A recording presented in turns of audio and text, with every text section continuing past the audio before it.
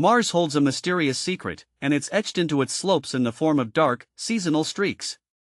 But here's where it gets controversial. Are these recurring slope lineae, RSL, the result of flowing briny water, or simply dry sand shifting across the Martian surface? While the debate rages on, one thing is clear: these streaks are far more complex than they appear. And this is the part most people miss: they might be linked to everything from meteorite impacts to Marsquakes. The European Space Agency's ESA, ExoMars Trace Gas Orbiter, TGO, recently added a fascinating twist to this story. On the eve of Christmas 2023, its Color and Stereo Surface Imaging System, CASIS, captured stunning images of dark streaks on the slopes of Apollinaris Mons.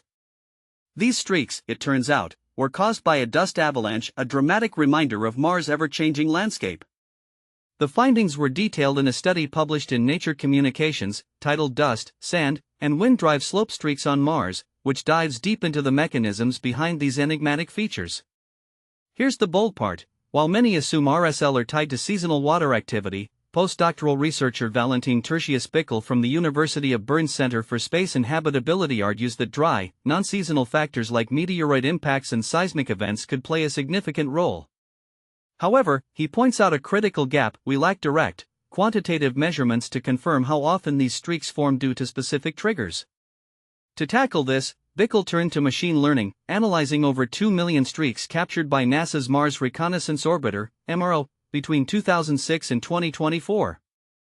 His streak census revealed a surprising pattern: the majority of these features clustered in just 5 hotspots over nearly 2 decades.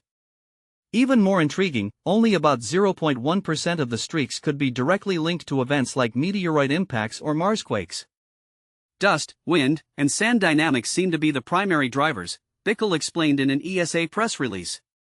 While impacts and quakes are locally significant, they're relatively minor players on a global scale. But here's the thought-provoking question: if these streaks aren't primarily caused by water, what does that mean for our understanding of Mars' past and its potential to support life?